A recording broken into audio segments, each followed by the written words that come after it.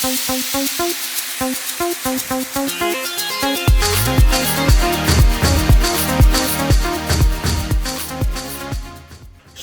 YouTube, welcome to today's video. Today I just want to show you a remix that I've been up to. I haven't even finished layering out or arranging the whole project, but then it's an idea that I already have in place, and I just want to show you and get some feedback from you guys. So it's a remix of the song by the Homemade DJs. The title of the song is That Feeling, Nostalgic Mix, and I'm just here creating my own version. So what I'll do first is let you listen to the original song and then show you the main things that I picked up from the original song, and then use them to create my own version. So let's get into it. Likewise, if you're new to the channel, feel free to subscribe for more videos like this, and also don't forget to like, comment, or share the video so that other people can see. So this is the original version.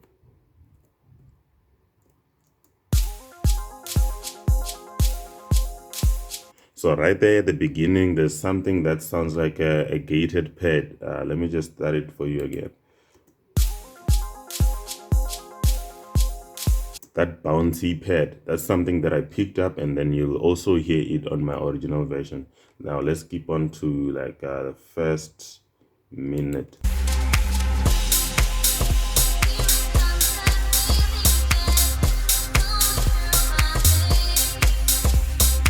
And that's one other thing that I picked up, the vocals. Also, it explains the title of the song, That Feeling. So that's something that I picked up. Let me just replay it from the first minute.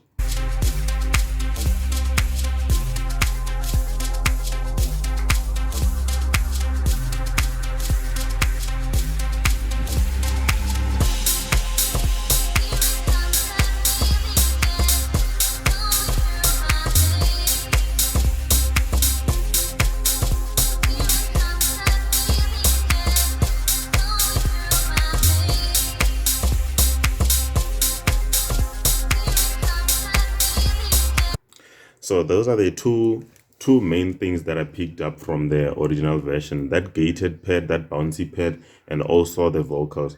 The reason why I usually go to pick up the pad or the drone note of the original song is because I want to make sure that I also stick in the same key, especially when the song has vocals on it. So if I change the key, then my song won't match with the vocals when I insert them. So I had to pick up the vocal together with the key of the song. So now let me just go on to my version, the one I was creating. As you can see, this is not yet a full song.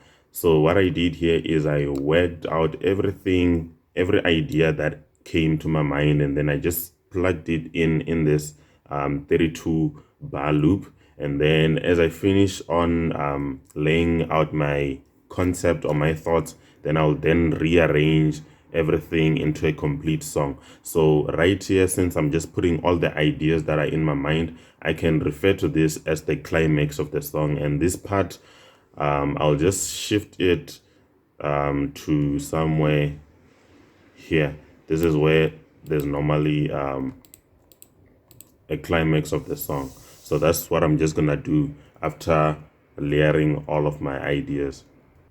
So this is my version. I don't know how to do it. Should I play the loop first, or should I just go to each pattern step by step and show you how I did it? But let me just play out the whole loop so that you understand what's going on.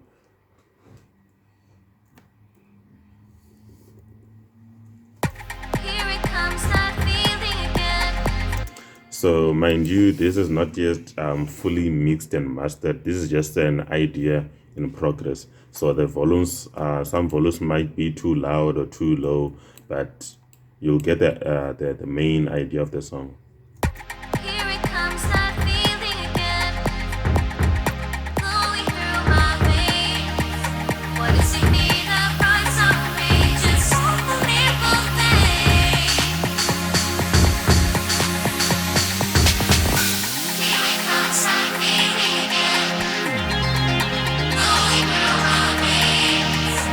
See me.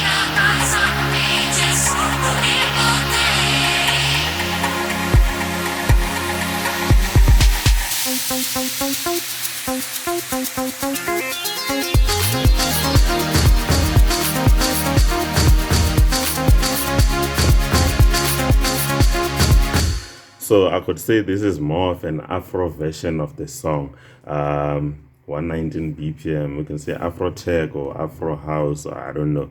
But then that's it. So the main thing here, I think for me, what drives the song or this version is the bass line and the chord progression.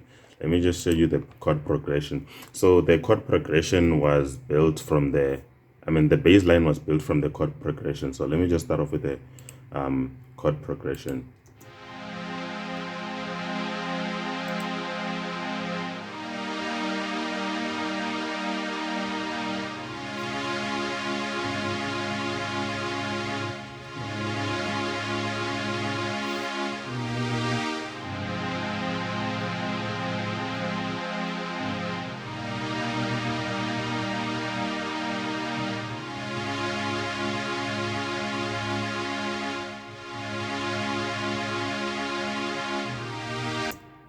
And then now I'm gonna add on to this the bass line. As you can see, the bass line is just this root note, and then I just added some notes there and there. As you can see, these are highlighted. So these are highlighted because these are notes that I used on the chord progression as well. So I just plugged in notes right on top of these highlighted ones to give it that variation, to make the bass line more and more interesting. So let me replay this.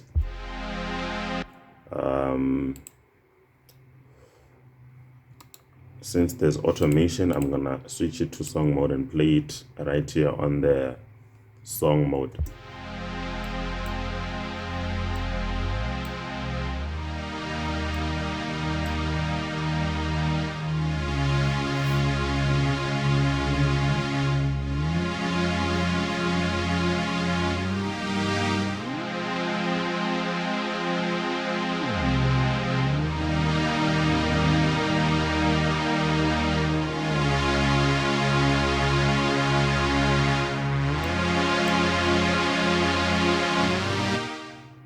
So I made use of automation. I automated the volume of the strings. Or actually, those are strings. So the chord progression is being used on the strings. So I automated the strings.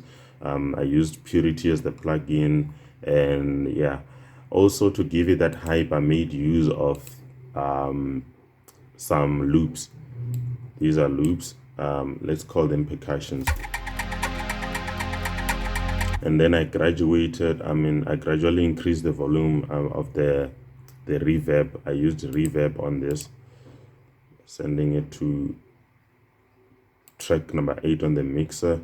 As you can see, the reverb is increasing. I automated the reverb.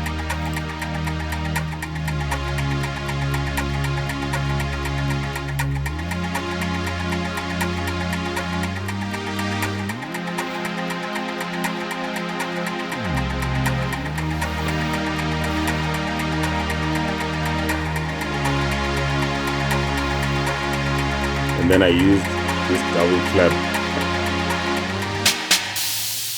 As you can hear, that double clap has a lot of reverb on it. That's the double clap.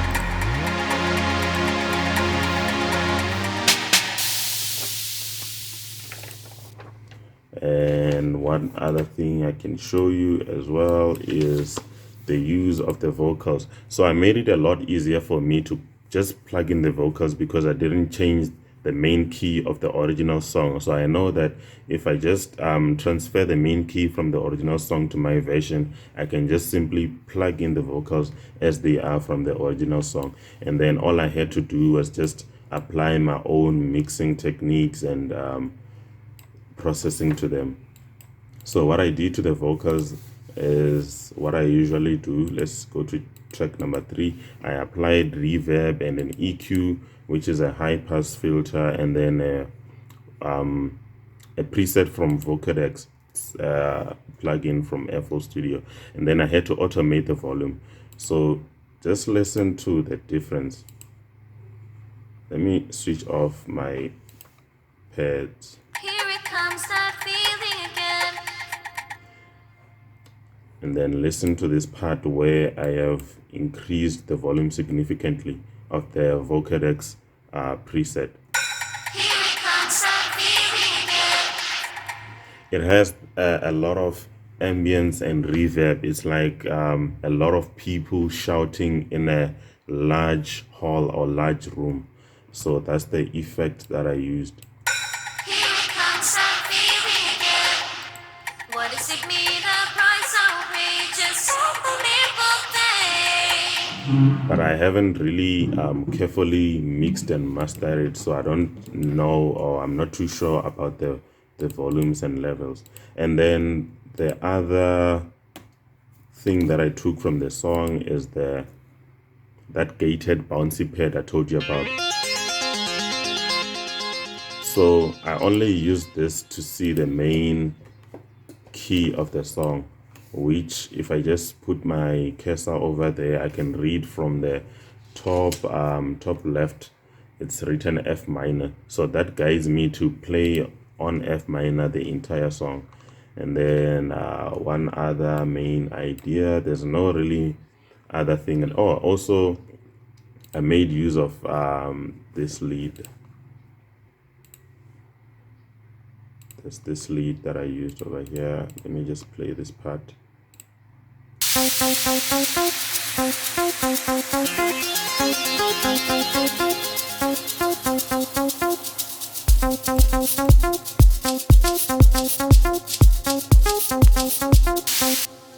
And then let me also insert maybe the bass line.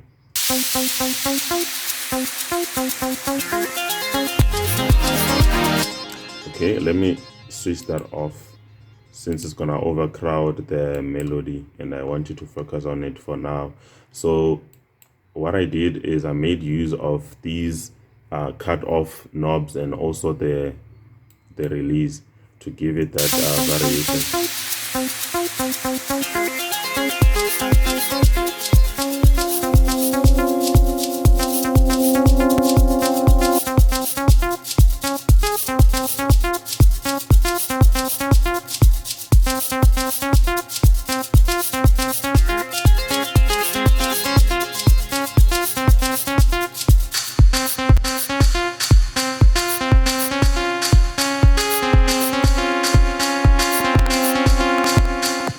It sounds a bit weird for now as I'm playing it alone, but then together with every other element on the song, it sounds super dope. And then what I did here is I made use of a high pass filter on the kick.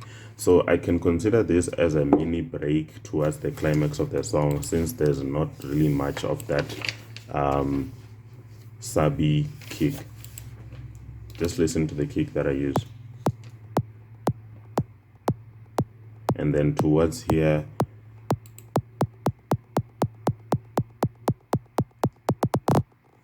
and then there's like a bit of delay to it. So what I did, I'll just show you kick 2. Let's see where kick 2 is. Yeah, it's this one. As you can see, there's a high pass filter there. I cut off the lows of it, and then I just applied a minor delay to it. And then over here I made use of a 2-step kick to give it that hype, so let me just replay the whole loop for you again.